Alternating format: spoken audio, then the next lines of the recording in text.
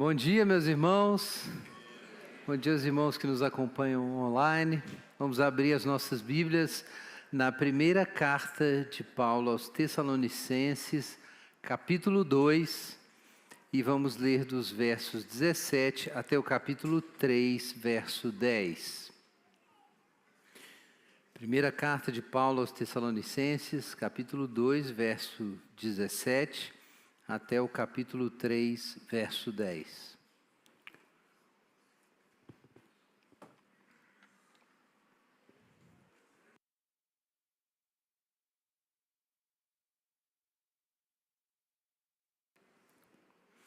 Vamos ouvir a palavra do Senhor. Nós, porém, irmãos, embora estejamos por algum tempo longe da vossa vista, mas não do vosso coração, desejamos intensamente ver o vosso rosto. Por isso queríamos visitar-vos. Eu, Paulo, quis visitar-vos não somente uma vez, mas duas. Contudo, Satanás nos impediu. Pois quando nosso Senhor Jesus voltar, quem será nossa esperança, alegria e coroa de glória diante dele? Por acaso não sois vós? Na verdade, vós sois a nossa glória e a nossa alegria. Por isso, não podendo mais suportar a preocupação em relação a vós, achamos melhor ficar sozinhos em Atenas e enviamos Timóteo, nosso irmão e ministro de Deus no Evangelho de Cristo, para vos fortalecer e vos dar ânimo na fé, para que ninguém fraqueje diante dessas tribulações, porque bem sabeis que fomos destinados para isso. Pois quando ainda estávamos convosco, já vos dizíamos que haveríamos de sofrer tribulações, como de fato aconteceu, como bem sabeis. Por essa razão também, não podendo esperar mais, procurei saber da vossa fé, pois tinha medo de que o tentador vos desencaminhasse e o nosso trabalho fosse inútil.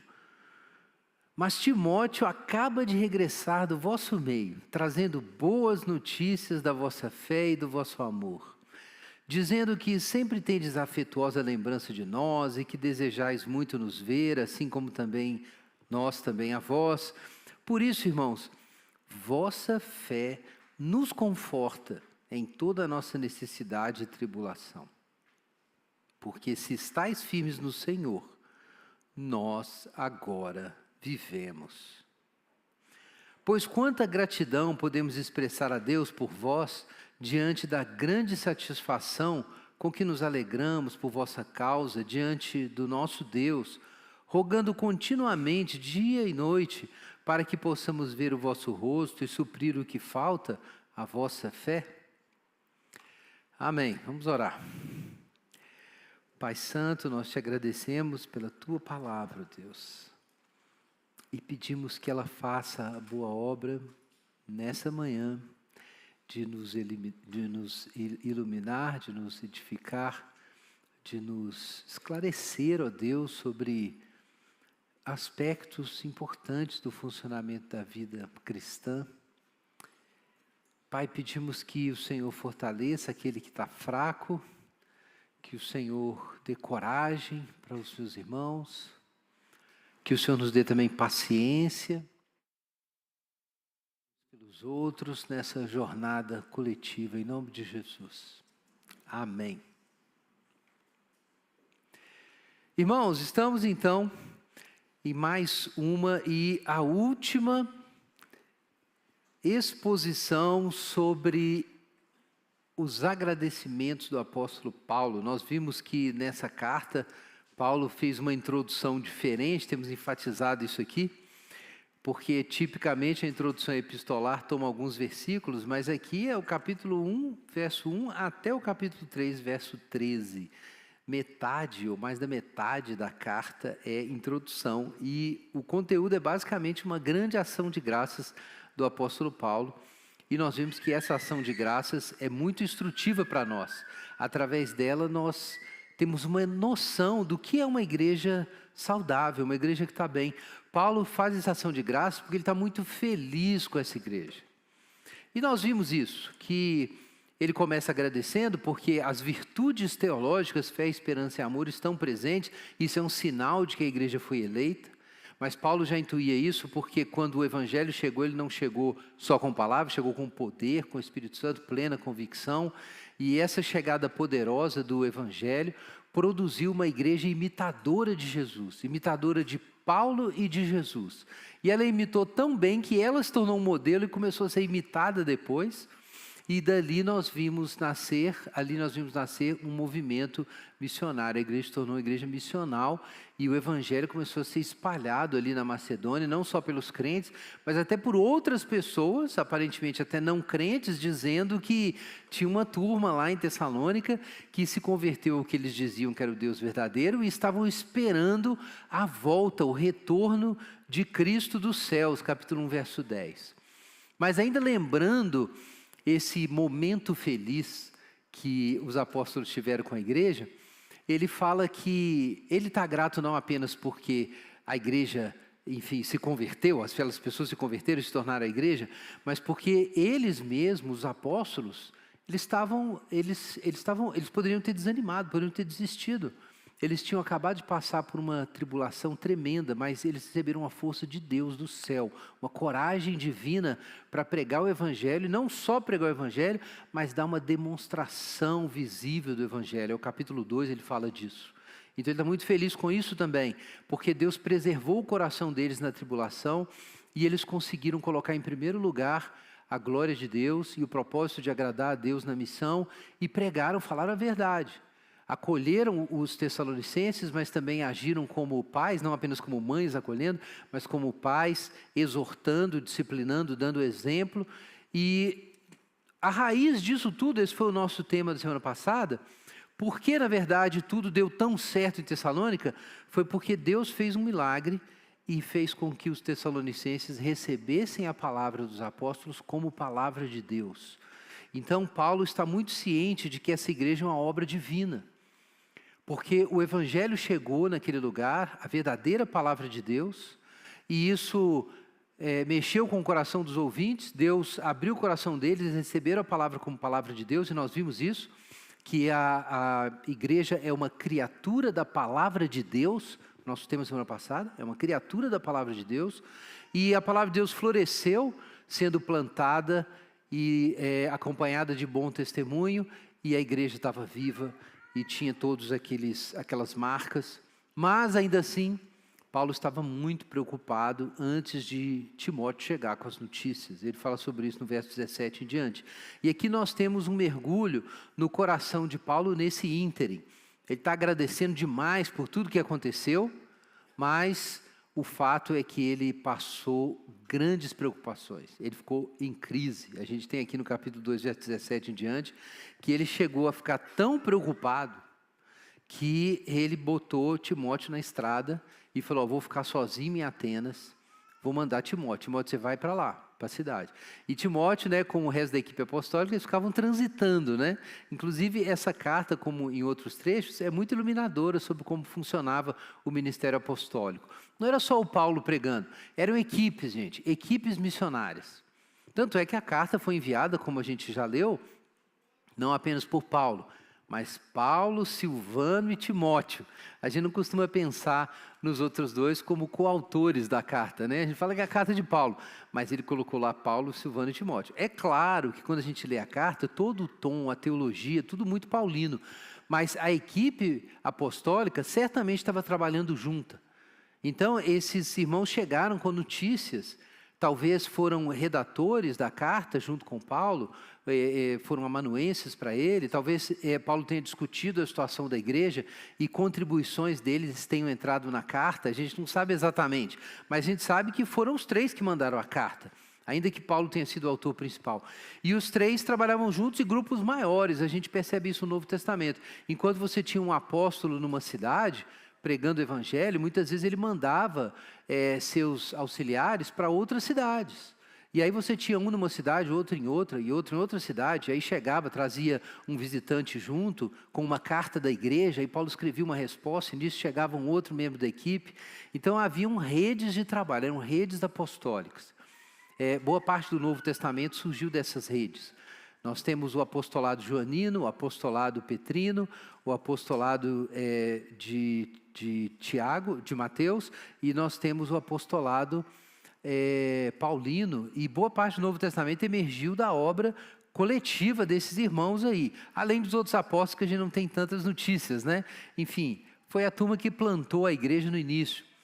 Mas, irmãos, aqui nós temos um quadro, não apenas do modo, né, como Paulo trabalha, mas do coração de Paulo no trabalho, e é o que a gente queria enfatizar hoje. Tem algo aqui da alma de Paulo, de como ele se relacionava com a igreja, se sentia em relação à igreja, e o que ele esperava da igreja. E aqui a gente tem uma visão do que estava em jogo no processo todo de plantação da igreja e do cuidado apostólico que Paulo oferece.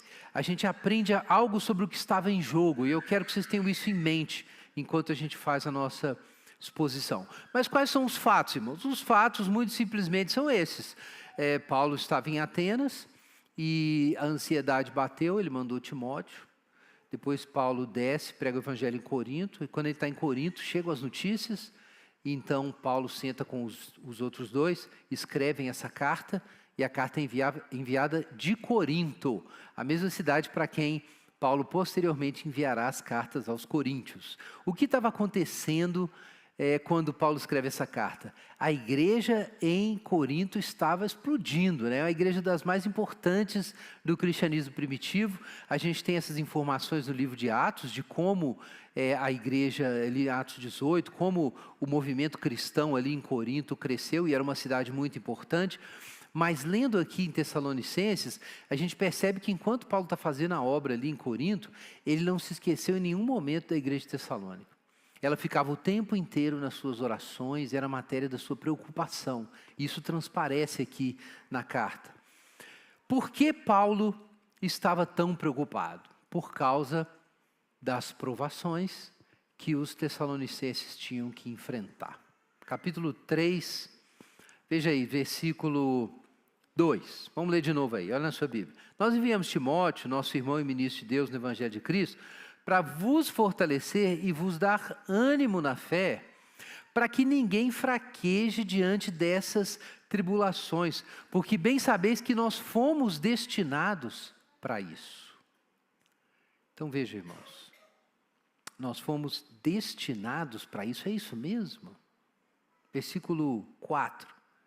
Pois quando estávamos convosco, já vos dizíamos que haveríamos de sofrer tribulações, como de fato aconteceu, como bem sabeis. Então, de repente, a turma ouviu de Jesus. Jesus é o caminho, é a salvação, é o Senhor, o Messias prometido, ressuscitou dos mortos. O que é essa mensagem? É uma mensagem de esperança, é uma mensagem de alegria, é uma mensagem de perdão de pecados, que Deus se abriu para nós. Que Deus parecia tão distante, mas Ele mesmo veio em nossa direção. O Verbo se fez carne e habitou entre nós, não é isso? Então é uma mensagem de alegria, de esperança, porque eu tenho doenças, sofrimentos, eu morri, eu tenho pessoas que eu conheço que morreram, mas em Jesus há esperança de ressurreição. Então é uma mensagem de alegria, mas junto com essa mensagem, tem uma outra mensagem. A mensagem é que há as tribulações, e nós fomos destinados para tribulações. Vejam que coisa, Paulo precisa pregar que existe esperança e alegria, mas ele prega também que nós temos problemas à vista. Abra sua Bíblia em Atos, livro de Atos dos Apóstolos, capítulo 14. Aqui Paulo está na primeira viagem missionária, né? Lembrando que quando o apóstolo Paulo escreve 1 Tessalonicenses, ele está na segunda viagem missionária. Aqui nós estamos na primeira viagem missionária ainda. Paulo está voltando, né? Depois encerrando o trabalho na Ásia Menor. E aí nós temos em Atos capítulo 14, versículo 21. Veja o que nós encontramos aqui. Depois de anunciar o evangelho naquela cidade, Derbe, e fazer muitos discípulos, voltaram para Listra, Icônio e Antioquia, renovando o ânimo dos discípulos, exortando-os a perseverar na fé, dizendo que em meio a muitas tribulações nos é necessário entrar no reino de Deus. Aqui está, irmãos. Paulo tinha essa prática, um hábito de Paulo. Ele pregava o evangelho e depois ele fazia uma advertência. Será que você leu as letrinhas pequenas do seu contrato de conversão, quando você aceitou Jesus? Então, Paulo sempre apresentava isso aqui. Não deveriam ser letrinhas pequenas, né? Em algumas igrejas elas são bem pequenininhas. Aqui não. Veja o que tem aqui, faz parte da convocação ao evangelho. Em meio a muitas tribulações é necessário entrar no reino de Deus. Esse é o caminho. A chamada é para o reino de Deus. A promessa é o reino de Deus. Mas tem um jeito de chegar lá. Em meio a muitas tribulações. Irmãos, as tribulações fazem parte do combinado. Elas fazem parte do combinado. Você aceitou Jesus, não é que talvez você vai ter as dificuldades. Faz parte da sua jornada de imitar Jesus e se aproximar dele e herdar o reino dele, faz parte as tribulações. Você tem que passar por elas. Isso está previsto no Antigo Testamento. Tem vários textos bíblicos que falam sobre a perseguição e os sofrimentos e os desafios que o povo de Deus teria que enfrentar até a manifestação do Filho do Homem, até a vinda do Messias. Isso seria necessário, está lá nos profetas. Jesus também anunciou isso, mas Paulo tinha o cuidado de, no processo de discipulado, instruir os irmãos a respeito disso. Que nós temos que enfrentar as tribulações. Porque o caminho, irmãos, é parecido com o caminho de Jesus. O que é a vida cristã, senão a repetição da vida de Jesus na vida do crente? Muita gente não entende esse ponto, mas ele é absolutamente crucial. Existe uma jornada, é a mesma jornada. O povo está lá no Egito, preso lá no Egito em falsos deuses, sob o domínio de Faraó. Então Deus envia um libertador, Moisés, e Moisés tira o povo do Egito, eles atravessam o Mar Vermelho, Faraó atrás, com seus carros e cavalos, mas eles afundam no Mar Vermelho. O povo é libertado e vai se encontrar com Deus no Sinai, onde a lei divina é entregue e o plano do tabernáculo é revelado, para que esse povo viva em comunhão com Deus sempre e seja o seu sacerdócio no meio das nações, no meio do mundo, cumprindo os planos lá de Gênesis, capítulo 1. Só que Israel fracassa no deserto. Eles morrem no deserto, os descendentes que vão depois. Israel fracassa na história inteira de Israel, é isso, é um povo rebelde, contradizente, idólatra. E Deus fala assim, vocês não têm condições de herdar essa terra, de ficar com essa terra, mas eu vou dar um jeito nisso. Eu vou santificar o meu nome, Deus diz, através de Ezequiel. Então se levanta uma pessoa, o filho de Davi, Jesus Cristo, que é o israelita fiel. O israelita fiel é alguém que vai abraçar a vocação que Deus dá para ele até o final. Ele não vai seguir ídolos, não vai fazer nada disso. Ele vai fazer a vontade de Deus até o final e ele cumpre toda a vontade de Deus, e como Israel, que devia cumprir e não cumpriu. Então Jesus é o israelita fiel, ele é a videira verdadeira. No Antigo Testamento Israel era uma videira, e aí Jesus um dia apareceu e disse assim, eu sou a videira verdadeira. Jesus é a fonte, a raiz do novo Israel. Mas onde que isso se revela, essa história? Lá no batismo de Jesus, irmãos. Jesus vai lá e pede para João Batista, me batiza, e João Batista não quer, mas finalmente aceita. E Jesus ali se identifica com os pecadores, a vontade de Deus. E então o Espírito desce como na forma de pomba e se ouve a voz do céu. Esse é meu filho amado, em quem a minha alma se compraz. Ali, gente, nós temos encapsulado de forma condensada, né, como se fosse um arquivo compactado, toda a história de Jesus e a história do próprio Israel. Que esse é o ponto, você atravessa o Mar Vermelho e você se encontra com a presença de Deus no Monte Santo, Então é isso que acontece com Jesus ali, encapsulada está a história de Israel, em que Israel fracassa, mas Jesus vai ter vitória, e isso antecipa toda a caminhada de Jesus. Porque Jesus de fato vai obedecer a Deus até a morte, e a morte de Jesus é o seu batismo, é o batismo que ele tem que receber, junto com os pecadores, mas Jesus tem vitória onde os outros fracassaram e ressuscita então dos mortos, e aí ele está à direita de Deus, é ascenso aos céus, e se cumpre o que diz o Salmo: Tu és meu filho, hoje te gerei, pede-me e te darei as nações por herança. Então nesse momento, como diz o sermão de Pedro lá em Atos, ele recebe do Pai a promessa do Espírito e derrama o Espírito. Então a história do batismo resume toda a história de Jesus, é uma antecipação da história de Jesus. Mas no meio você tem uma história intermediária. Você tem a performance do batismo de Jesus, você tem a vida inteira de Jesus, e no meio do caminho tem a caminhada de Jesus para o deserto. E é exatamente essa ordem.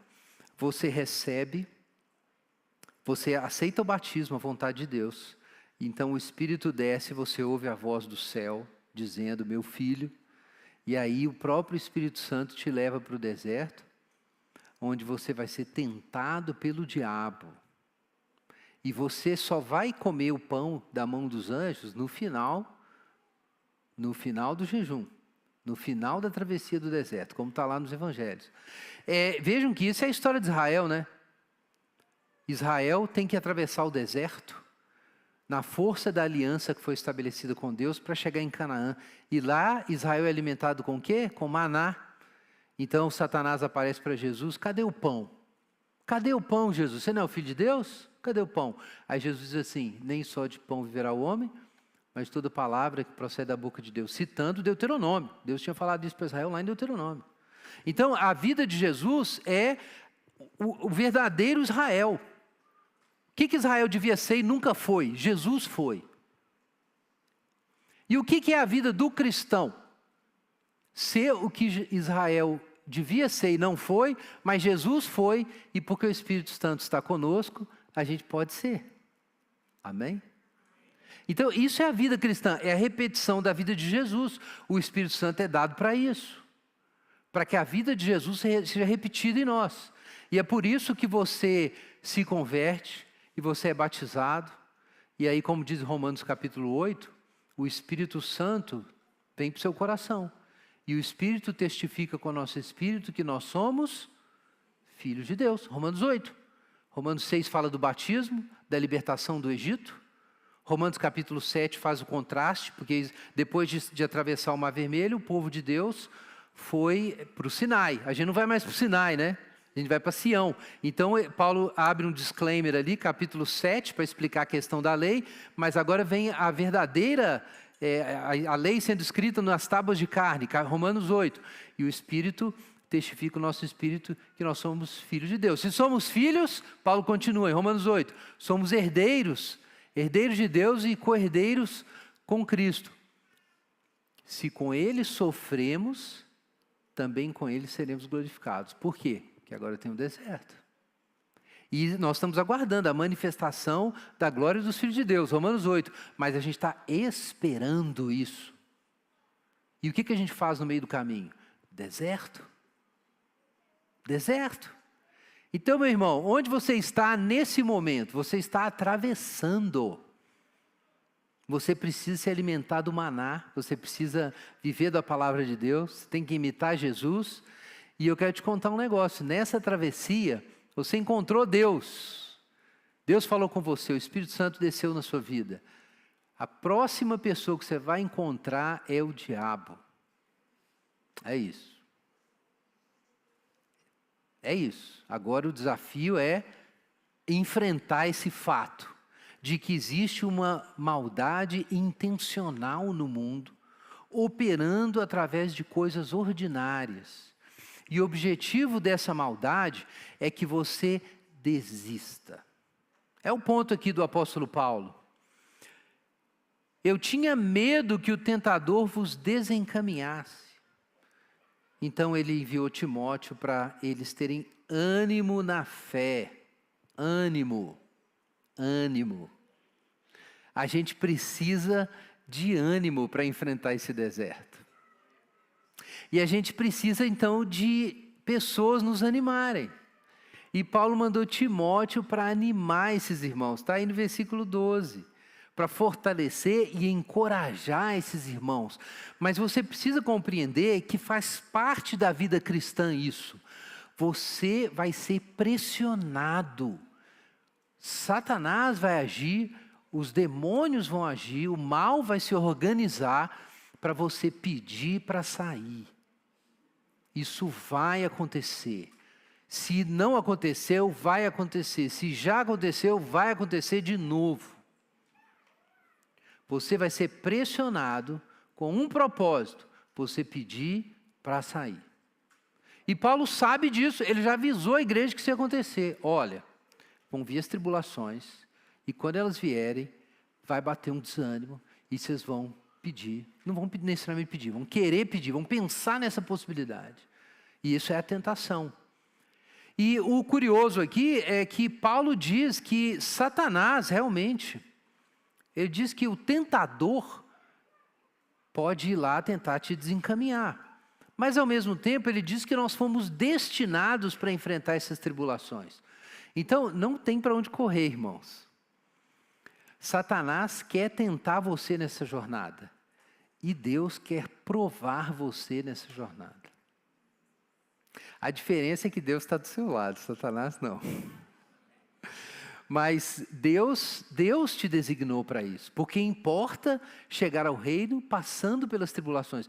Porque Deus quer esculpir alguma coisa em você que não vai ser esculpida sem o cinzel da tribulação. Para Deus botar a imagem de Jesus na sua cara, nessa cara dura, alguns golpes serão necessários. Deus vai fazer, Ele não vai desistir. O objetivo de Deus é elevado. O objetivo de Deus é pessoas conformes à imagem de seu Filho. O que precisa ser feito na sua vida para você parecer com Jesus? Para você começar a parecer com Jesus. Então eu vou te dizer o seguinte, seja o que for, Deus vai tomar as providências necessárias. Aí você fala assim, nossa, mas eu não sei se eu quero. Então, meu amigo, a tribulação vem, tá? Na sabedoria antiga, né, pessoal principalmente de igreja pentecostal, fala sobre isso. Que às vezes a pessoa não vai para Deus pelo amor e ela tem que ir pela dor, né? O que está errado nessa história? É que não é que uns é pelo amor e outros pela dor. É que todos é por amor e dor. Todos. Porque é o amor de Deus que nos constrange. Mas é a disciplina de Deus que nos forma. É porque Deus nos ama mesmo que Ele vai nos passar pelas tribulações. Porque Ele quer formar coisas na gente. Ele quer construir coisas na gente. E quanto mais rápido a gente parar de lutar contra Deus nisso, melhor para nós. Mas a gente não pode também desconsiderar o outro lado dessa moeda. É que Satanás está trabalhando não para a gente ser santificado, é para a gente cair. A questão é que para a imagem de Jesus ser formada em nós, esse risco é necessário. A gente precisa enfrentar as trevas. Porque é só no escuro que a gente pode brilhar como luz do Senhor. Então, não tem jeito, irmão. Deus vai te jogar no escuro, porque em algum momento você precisa acender essa luzinha. Enquanto você estiver confortável aí debaixo do sol, não vai rolar. Então esse desafio tem que acontecer. Tem que existir esse momento em que você vai ter que olhar para o céu e falar assim, Senhor, eu não tenho mais nada, mas eu tenho o Senhor e eu vou ser crente. Deus vai fazer isso com você. Se você for crente de fato, Deus vai fazer isso com você. Porque os seus filhos, está lá em Hebreus, Deus disciplina. Deus disciplina. Então você precisa encarar essa oportunidade. E Paulo avisava, gente, olha, nosso destino é muito alto. Para a gente reinar com Cristo e ter a glória de Deus no nosso rosto, a gente tem que ser preparado. Então a corda vai esticar, meus irmãos. É muito alto o lugar que a gente está indo. Então a corda vai esticar. E aí a gente vai ter esses momentos que a gente vai falar assim, eu não sei se eu quero isso. E Satanás está nesse momento preparado para tragar você. Agora, vejam que isso tem um contexto, então, né? Paulo está preocupado aqui em manter a fé desses irmãos, mas ele menciona que Satanás está engajado. Eles estão engajados, os apóstolos, Deus está engajado, mas Satanás também está engajado. Olha o que ele diz no versículo 18. Nós queríamos visitar-vos, eu, Paulo, quis visitar-vos não somente uma vez, mas duas, contudo Satanás os impediu. Irmãos, que coisa! Satanás pode impedir um apóstolo de trabalhar? Parece que pode. Que coisa, né? Deus mandou Paulo, né, pregar o evangelho. E talvez Paulo tenha pensado assim, talvez tenha orado: Senhor, o Senhor me garante que eu não vou ter obstáculos intransponíveis para mim? Eu vou conseguir sempre fazer o que eu tenho que fazer, o que eu quero fazer? Parece que não. Porque Paulo quis visitar não apenas uma vez, mas duas vezes Satanás impediu. Irmãos, Satanás age no mundo. Age no mundo. E Satanás é capaz de colocar obstáculos e de impedir apóstolos de fazerem coisas. Depois, Paulo diz aqui, como a gente viu, que ele estava preocupado com essas tribulações, porque o tentador podia desencaminhar os tessalonicenses. Então, Paulo sacou que o diabo estava trabalhando nas duas pontas, né? Ele estava trabalhando lá com aquela perseguição violenta, e vocês podem imaginar o que isso significa. Paulo pregou em Filipos parece que não tinha uma sinagoga, eles foram num lugar de oração, mas Tessalônica tinha uma sinagoga, e tinha que ter um número de judeus, número mínimo de judeus adultos numa cidade, para você ter uma sinagoga. Então, eles tinham uma sinagoga, eram muitos judeus, e Paulo pregava o evangelho onde tinha sinagoga, os primeiros convertidos eram judeus. Então, era todo mundo parente, conhecido, vizinho. Agora, imagina que Paulo prega, um grupo se converte, o outro não se converte, eles brigam, e agora esse grupo que ficou contra Paulo, eles são tão virulentos, diz o livro de Atos, que quando eles ficam sabendo que Paulo está pregando em Bereia, outra cidade, muitos quilômetros para baixo, eles descem para atrapalhar o trabalho de Paulo em Bereia. Então, Paulo ganhou haters dedicados. Não era um pessoal só que brigou com Paulo uma vez, era o pessoal que falava assim: onde é que esse cara está indo, hein? Agora nós vamos ter que sair, onde ele for, nós vamos ter que ir atrás para desfazer o que ele está fazendo. Ou seja, os crentes ali na Macedônia, e particularmente os judeus convertidos, eles viviam sob uma pressão violenta, porque não apenas eles eram reprovados pelos seus concidadãos ali, mas eles eram provavelmente ridicularizados porque seguiam um cara que todo mundo odiava, porque dividiu a sinagoga, ou dividiu várias sinagogas. E o pessoal falava mal de Paulo, questionava a pessoa de Paulo, a autoridade de Paulo. A gente tem várias pistas disso nas cartas. E, claro, a gente viu isso. Paulo observa que essa sina está reservada a todos os seguidores de Jesus e os apóstolos. Como foi com Jesus. Jesus atraiu uma oposição muito agressiva, porque Jesus é um problema, uma ameaça. Então, os apóstolos também atraem isso e sobra para os crentes. Agora, passa uma semana, 2 semanas, 1 mês, 2 meses, 3 meses, 4 meses, Paulo não aparece mais.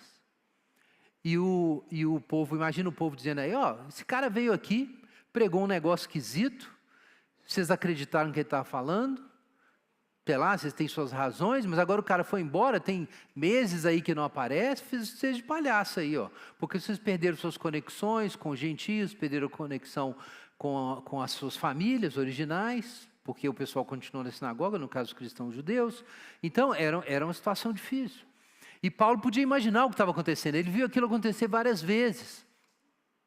Aí as notícias não chegam, ele não consegue ir lá, e ele começa a ficar muito preocupado. Satanás está trabalhando. Quando ele tenta viajar e vê que não consegue, ele percebe que tem uma armação satânica.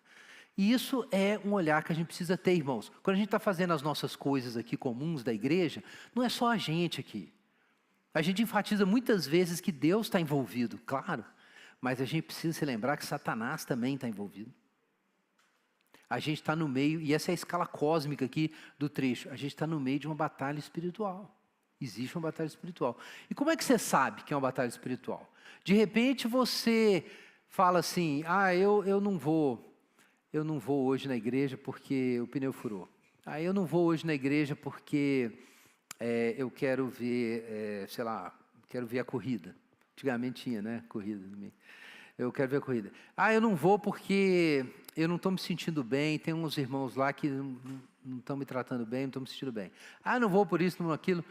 E de repente você pensa que é só uma questão de questões fortuitas, fatos casuais que estão te impedindo de ir. Ou simplesmente uma questão horizontal, um desgosto que você teve naquele dia, ou um desgosto que você teve com alguém da igreja. Mas eu quero te dizer uma coisa. Se tem um negócio que você tem que fazer, e que você precisa fazer para a sua vida espiritual florescer, e é uma coisa que você precisa fazer para você ajudar os outros a ficar crente, continuarem crente, e você não está conseguindo fazer, então esse trem que está te atrapalhando se chama Satanás. Essa é a questão. Porque há muitas razões porque Paulo poderia não conseguir fazer uma viagem. Em todas a gente pode dizer, está lá em Tiago, se Deus não quiser e a sua providência não permitir, não vai acontecer nada mesmo. Então, quando acontece uma coisa, a providência permitiu, quando não acontece é porque ela não permitiu. Mas tem um outro elemento aqui, quando eu sei que há uma batalha acontecendo lá, que a fé daqueles irmãos precisa de suporte, e eu sou a pessoa que tem que fazer isso, e eu não consigo, então você pode saber que o diabo está nesse negócio. Aí você pode saber. Quando existem decisões e ações e movimentos que você precisa tomar para a sua vida espiritual ficar firme, você não toma, não consegue, não acontece, então é o diabo, meu irmão. É o diabo, ele tem um nome para isso. Paulo não é supersticioso, é o diabo mesmo. Eu tinha que visitar essa igreja, e eu não consigo, porque o diabo não está deixando. É isso que ele disse aqui. E isso é importante para nós, porque às vezes a gente esquece que a igreja existe no meio de uma grande guerra espiritual. Uma guerra espiritual que começa lá atrás e que só vai ser concluída quando, como está lá em Apocalipse, Satanás, o anticristo, a morte, o inferno, vai ser tudo lançado no lago de fogo. Abra sua Bíblia em Apocalipse, capítulo 12. Apocalipse capítulo 12. Nós não vamos entrar nos detalhes do texto, mas a gente tem que pegar a força principal do argumento. Apocalipse 12, 1. Viu-se, então, um grande sinal no céu. Uma mulher vestida do sol, com a lua debaixo dos pés e uma coroa de 12 estrelas sobre a cabeça. Ela estava grávida e gritava com as dores de parto, sofrendo intensamente para dar à luz. Viu-se também outro sinal no céu, um grande dragão vermelho com 7 cabeças e 10 chifres, e sobre as cabeças havia 7 coroas, e a sua cauda arrastava a terça parte das estrelas do céu, lançando-as sobre a terra, e o dragão parou diante da mulher que estava para dar à luz, para devorar-lhe o filho assim que nascesse. Então ela deu à luz um filho, um homem que dominará todas as nações com cetro de ferro, e seu filho foi arrebatado para Deus e o seu trono. E a mulher fugiu para o deserto, onde já havia um lugar preparado por Deus para que ali fosse alimentada por 1260 dias. Então houve guerra no céu, Miguel e seus anjos batalharam contra o dragão, e o dragão e seus anjos reagiam, mas não prevaleceram e perderam seu lugar no céu, e foi expulso o grande dragão, a antiga serpente chamada Diabo e Satanás. Aí a serpente, a antiga serpente, que engana todo mundo, e ele e seus anjos foram lançados na terra. E eu vi uma voz no céu que dizia: chegaram agora a salvação, o poder e o reino de nosso Deus e a autoridade do seu Cristo, porque o acusador de nossos irmãos foi expulso. Então, diante de Deus, não tem ninguém mais falando contra nós. Graças a Deus. Mas pula aí, versículo 12. Alegrem-se os céus, mas ai da terra e do mar. Versículo 13. E quando o dragão se viu lançado à terra, perseguiu a mulher que dera à luz o menino, e as 2 asas da grande águia foram dadas à mulher para que voasse para o seu lugar, o deserto, onde é sustentada por um tempo e metade de um tempo, fora da vista da serpente. E então da sua boca a serpente lançou atrás da mulher água como um rio, para que ela fosse arrastada pela corrente, mas a terra socorreu a mulher e abriu sua boca, engolindo o rio que o dragão lançara da sua boca.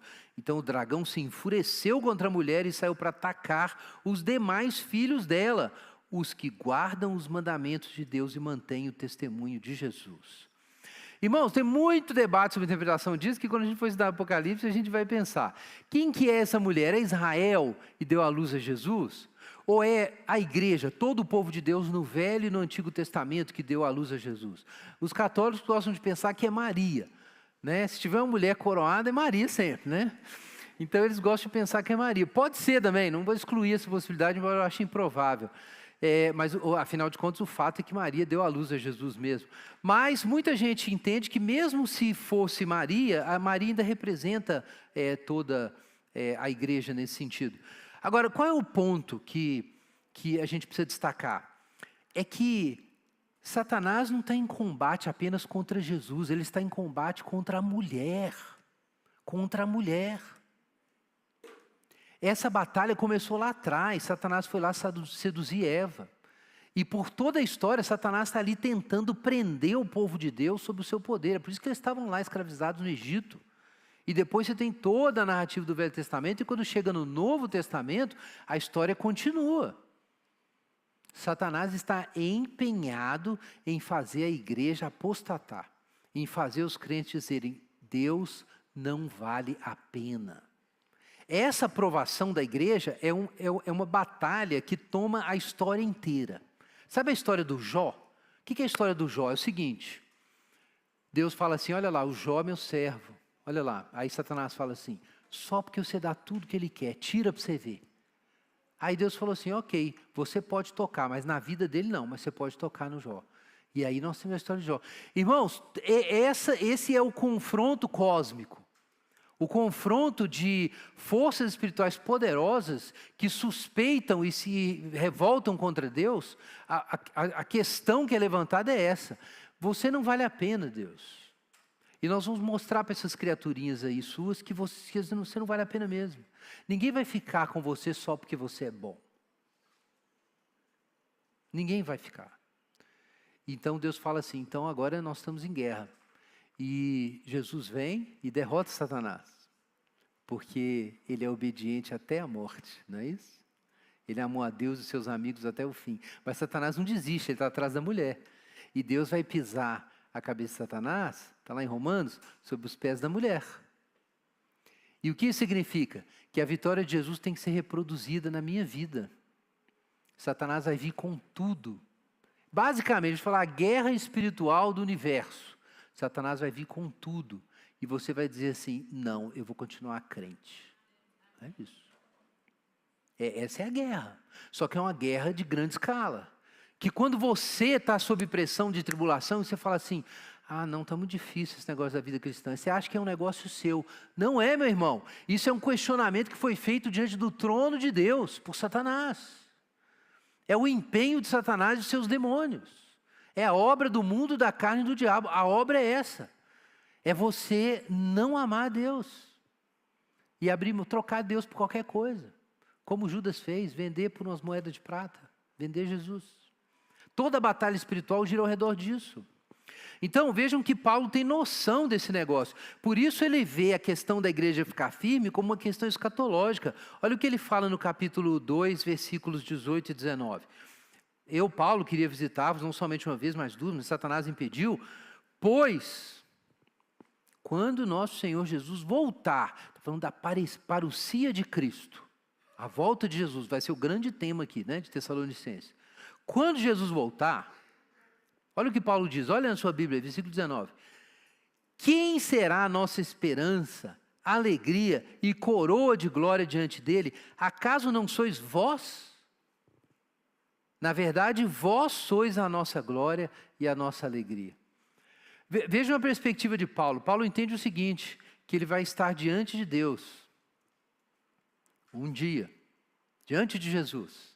E ele tem que apresentar uma coisa para Jesus. E o que Paulo vai apresentar, irmãos? A gente. Pessoas que ficaram crentes, que ele ajudou a manter essas pessoas crentes. Mas por que é difícil? Abra sua Bíblia em 2 Coríntios 11. 2 Coríntios capítulo 11. Aqui Paulo está escrevendo para, enfim, quando ele escreve Tessalonicenses, ele estava em Corinto, né? Posteriormente, ele escreve as 2 cartas aos Coríntios. E em 2 Coríntios 11, ele está lidando com um problema da igreja. Eles estavam comprando o discurso de uns falsos apóstolos aí. E aí ele diz o seguinte, 2 Coríntios 11, 1. Quem me dera me suportasseis um pouco mais na minha loucura. Sim, suportai-me ainda. Paulo está no debate ali, né, com os leitores. Porque tenho ciúme de vós. E esse ciúme vem de Deus. Pois vos prometi em casamento a um único marido, que é Cristo, para vos apresentar a Ele como virgem pura. Mas temo que assim como a serpente enganou Eva com sua astúcia, também a vossa mente seja de alguma forma seduzida e se afaste da simplicidade da pureza que há em Cristo. Estão entendendo, irmãos? E Paulo, quem é o Paulo? Paulo é um amigo do noivo. Aqui nessa imagem. É claro que Paulo é parte da igreja, mas aqui falando do seu ministério, Paulo é um amigo do noivo e a preocupação de Paulo é como ele vai garantir que a noiva chegue no horário, pronta para o casamento. Só que Paulo tem um problema, é a serpente. E a serpente, onde Paulo vai ministrar, a serpente vai atrás para desviar o pessoal. Para trazer perseguições, tentações, seja o que for, para a turma desistir. Então vejam que o ministério envolve uma batalha espiritual. Porque Paulo é como um Moisés aqui. Inclusive ele compara o seu ministério com o ministério mosaico no início da 2ª carta de Paulo aos Coríntios. Mas é como Moisés. Moisés está ali lutando, pregando, fazendo sinais para arrancar o povo do Egito. E aí eles saem do Egito e o faraó vem atrás com seus carros e cavalos. Então, no processo do povo de Deus sair do Egito para caminhar para a Terra Prometida, existe uma batalha pela vida. E Satanás está engajado em fazer a gente morrer no deserto. E aí Paulo aqui é como se fosse um outro Moisés que está lutando para conduzir o povo, manter o povo ali no caminho. É como um sacerdote que precisa manter o povo em adoração, cumprindo sua função. E irmãos, essa era a função dele, mas é a função de cada crente. Eu quero dizer isso para você. Porque isso aqui, Paulo muito claramente diz aqui que era para os crentes serem imitadores dele. Ele está dizendo como que ele fazia. E tem gente que olha isso aqui e fala, não, isso aqui é trabalho de pastor e de apóstolo. Não, meu irmão, a gente estudou aqui o capítulo 1 e 2. Paulo deixou muito claro que era para eles imitarem o que ele estava fazendo. É por isso que a igreja é apostólica. Não é o apóstolo só. Os apóstolos deram exemplo, mas a igreja inteira é apostólica. A função do pastor é ajudar a igreja a ser o que ela tem que ser. E a igreja é apostólica, nós pregamos isso aqui. E o que significa, meu irmão? Que você tem que se preocupar com a fé do seu próximo, do seu irmão. E aqui nós chegamos então no coração do que Paulo estava vivendo nesse período tanto de ansiedade e preocupação, quanto nesse momento de alegria com a chegada de Timóteo e suas notícias. Isso é o enquadramento do trecho inteiro. Olha na sua Bíblia o capítulo 2, versículo 17, e o capítulo 2, verso 10. É a nossa exposição inteira. Vejam como ele começa e termina igual, o trecho. Nós, porém, irmãos, embora estejamos por algum tempo longe da vossa vista, mas não do vosso coração, desejamos intensamente ver o vosso rosto, e por isso queremos visitá-los. Versículo 10 agora. Paulo fala assim no 9, nossa, eu estou tão grato a Deus por vocês, tão satisfeito e cheio de alegria, verso 10. Rogando continuamente noite e dia, para que possamos ver o vosso rosto e suprir o que falta à vossa fé. Irmãos, esse é o enquadramento do texto todo, e isso é muito bonito. Porque quando você pensa em batalha espiritual, talvez você pense logo dependendo da igreja que você foi, né? Às vezes a gente tem essa perspectiva, né? No contexto evangélico isso é comum, de que existe uma batalha que acontece no mundo espiritual e que aí a gente tem que entrar numa espécie de transe para batalhar no mundo espiritual. Tem gente que chega a vestir a armadura de Deus, no sentido metafórico, né? Mais teatral assim, e até veste assim a armadura e tal e vai lá batalhar, né? Com a espada. Tem isso, tudo bem, talvez muitos de vocês não ouviram falar disso, mas isso já foi feito, tá? Muitas igrejas têm esse negócio, que você vai batalhar no mundo espiritual. E aí quando você derrota Satanás lá no mundo espiritual, aí isso se manifesta aqui embaixo. Os crentes mais antigos lembram desse negócio. Agora eu vou saber quem é cachorro velho aqui. Quem leu A Quarta Dimensão de Paul Yong-Cho, antes dele chamar David Yong-Cho? Nossa, tem uns crentes antigos aqui. A Quarta Dimensão. Não parece livro evangélico, né? Parece ficção científica ou outra coisa. Mas esse livro existia, não sei se existe ainda, A Quarta Dimensão. Irmãos, com todo respeito ao irmão Paul Yong-cho, que depois mudou de nome e que fundou talvez a maior igreja do mundo. Mas esse livro é cheio de heresia. E uma das coisas que ele ensina é que existe esse negócio que você gera coisas no mundo espiritual, e aí quando você gerou lá no mundo espiritual, elas acontecem aqui. E isso foi mal interpretado por muita gente como se a batalha espiritual fosse realizada assim. Você luta a batalha espiritual se imaginando em oração num espaço diferente, numa outra dimensão, na qual você vai enfrentar Satanás. Não é assim. Está errado. Se você ler Efésios, você vai entender lá que a armadura de Deus são virtudes de caráter que você tem que adquirir para você manter a caminhada cristã. É só ver o que são os elementos da armadura. Você vai ver que são graças divinas, bênçãos de Deus e virtudes que você tem que assumir para você caminhar. E isso está muito claro. Aqui mesmo, Paulo fala assim, ó, sejamos sóbrios, vestindo a armadura da fé e do amor e o capacete que é a esperança da salvação. Onde que você luta essa batalha espiritual? Onde que você luta a batalha espiritual com a armadura do amor? Amando alguém? Como é que você usa o capacete da esperança da salvação? Vivendo com esperança. E como é que Paulo luta a batalha espiritual? Porque vocês viram ali, Apocalipse 12, tem uma batalha de grande escala. E Paulo vê o trabalho dele de cuidar da igreja, está lá em 2 Coríntios, como parte dessa grande batalha. Uma repetição em cada momento, em cada igreja, em cada cidade. Uma expressão de uma grande guerra espiritual, mas uma expressão local, uma escaramuça local. Então, ele tem essa perspectiva, mas como é que ele vai enfrentar a batalha espiritual, gente? É muito claro isso. Ele manda Timóteo. Ele manda Timóteo. Não é que Paulo não estava lutando em oração, e a gente aprende lá por Daniel, que quando você está lutando em oração, isso dispara processos, sim, no mundo espiritual, e você tem anjos batalhando contra demônios. Está lá em Daniel, nós já expusemos isso aqui, enquanto a gente está orando. Não estou dizendo que isso não acontece, acontece sim, mas simultaneamente com a oração, a gente tem uma parte para cumprir aqui. O batalhão que está aqui, em terra, tem coisas para fazer. E como é que Paulo vai enfrentar Satanás nessa situação? Ele faz um movimento e manda Timóteo. Você já pensou nisso? Que Satanás está fazendo coisas terríveis. E que talvez a sua parte na batalha espiritual pode ser abraçar um irmão. Porque é disso que ele está falando. Eu quero ver-vos. Eu quero ver sua face. Satanás está trabalhando para impedir que os tessalonicenses vejam a face de Paulo, que Paulo veja a face dos tessalonicenses. Então Paulo fala assim, ok, vocês não vão ver a minha, mas vão ver a de Timóteo então. E ele manda Timóteo.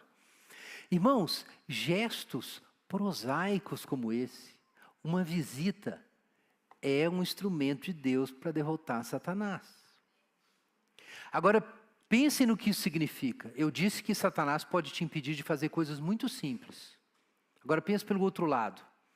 Talvez a decisão de ter o compromisso com o seu grupo pequeno, com a sua igreja local, de servir, de cuidar dos irmãos, de pregar o evangelho para alguém, de perdoar, de não xingar uma pessoa que te ofendeu, esses pequenos gestos são parte de uma grande batalha espiritual. E nesses pequenos gestos, Satanás pode ser envergonhado e Deus glorificado. Quando essa igreja decide que ela vai continuar crente, Paulo dá graças a Deus, isso traz louvor para Deus. Mas a gente não costuma pensar assim, é muito comum o crente pensar que as suas decisões sobre a caminhada do dia a dia, o que vai fazer na semana, as suas responsabilidades como cristão, são só coisas horizontais, como se isso não estivesse sendo visto por anjos e demônios, como se isso não tivesse desdobramentos, mas tem desdobramentos, irmãos. E a gente se engaja na batalha espiritual de uma forma muito simples, obedecendo a Deus e fazendo o que a gente tem que fazer.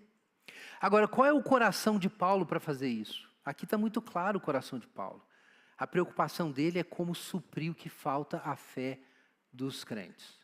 Então, você se engaja nessa batalha espiritual tendo a seguinte mentalidade, não apenas sabendo que você tem tribulações para enfrentar, não é isso não, é mais do que isso. O engajamento é o seguinte: eu sou responsável pelo meu irmão, e eu não posso deixar ele ficar pelo caminho. Qual é o coração de Paulo? Eu preciso ver o rosto de vocês e suprir o que falta à sua fé. Esse era o coração de Paulo. Paulo era responsável, corresponsável com Cristo, ele assumiu isso pelos Tessalonicenses. Então, essa é a questão, é o que você vai apresentar diante do Senhor quando Ele voltar. Nós acabamos de ler aqui, qual é a nossa esperança, alegria e coroa de glória diante do Senhor Jesus quando Ele voltar? Por acaso não sois vós? Então, meu irmão, essa é a alegria quando Jesus voltar. É você chegar no céu e você poder dizer para Jesus, olha aqui, Jesus, eu trouxe meus amigos. Eu trabalhei, lutei e arrastei eles para cá. E é isso que Paulo está dizendo. O ministério, em suma, é isso é para todo mundo. Significa não apenas fazer tarefas, ou trabalhos que você gosta de fazer, embora isso exista sem dúvida nenhuma. É você realmente ter um propósito de trazer aqueles irmãos para dentro, de apresentar esses irmãos para Jesus. É isso que você tem que pensar. E todo mundo vai ter que fazer isso. Você vai chegar no céu e a pergunta é o seguinte: você só cuidou de você ou você trouxe alguém com você? Você tem que trazer alguém com você. Nós fazemos isso não sozinhos, mas juntos, eu sei disso. Eu não estou dizendo que você, isoladamente, sozinho, tem que ir lá e ganhar uma pessoa para Jesus. Talvez Deus te use para ganhar pessoas para Jesus individualmente. Talvez Ele te use junto com um grupo. Vocês façam isso coletivamente. Mas a questão é, você está trabalhando para que os seus amigos crentes continuem crentes? Eu vou repetir a pergunta. Você está trabalhando e orando para que os seus amigos crentes continuem crentes? Ou você só cuida da sua vida? Não pode. Porque o que a gente vai apresentar para Jesus, o fruto que a gente vai apresentar é esse. É que não apenas nós amamos muito ao Senhor, mas nós achamos isso tão maravilhoso que nós temos que levar os nossos amigos conosco. Esse é o espírito de Paulo aqui. E esse é o coração que vai vencer Satanás. É assim que Satanás é derrotado. Com irmãos que têm essa mentalidade. Eu preciso levar esses irmãos e suprir o que eles precisam. Agora vejam que coisa. Não apenas quem faz isso é abençoado. Olha o que Paulo diz no versículo 7. E a gente encerra com isso. Por isso, irmãos, vossa fé nos conforta em toda a nossa necessidade e tribulação, porque se estáis firmes no Senhor, nós agora vivemos. Irmãos, não apenas Paulo acredita que é necessário cuidar e socorrer esses irmãos, e alimentar esses irmãos, e puxar esses irmãos, e manter a fé desses irmãos, mas ele confessa aqui, que quando os irmãos estão crentes, ele fica crente. Gente, o próprio apóstolo Paulo, que viu Jesus Cristo, ele viu Jesus, e aí ele diz aqui, que quando nós estamos em tribulação, e a coisa está difícil, está uma luta aqui em Corinto, aí a gente lembra que vocês estão crentes, e aí a gente tem ânimo, e a gente tem força para trabalhar. Então, irmãos, é verdade que quando eu chegar no céu, eu quero poder fazer isso. Quando eu encontrar com o Senhor na volta de Jesus, eu quero poder apontar. Olha aqui, Jesus, eu trouxe vários amigos. Eu trouxe esses irmãos aqui comigo. Mas eu sei também que nesse dia, vários irmãos vão dizer o seguinte, mas sem a gente, pastor, você também não tinha chegado. Porque é o que Paulo diz aqui. Porque a fé, irmãos, é de uma comunidade, não é de indivíduos. A gente fica de pé junto, a gente caminha junto, e a gente vai encontrar com Jesus juntos. Vamos orar. Enquanto os elementos são distribuídos, coloca isso diante do Senhor. A vitória do ministério, a vitória da igreja, a vitória sua como cristão, é levar outros com você. Ora sobre isso, pede para Deus abrir seu coração nesse aspecto, enquanto a gente se prepara para a ceia do Senhor.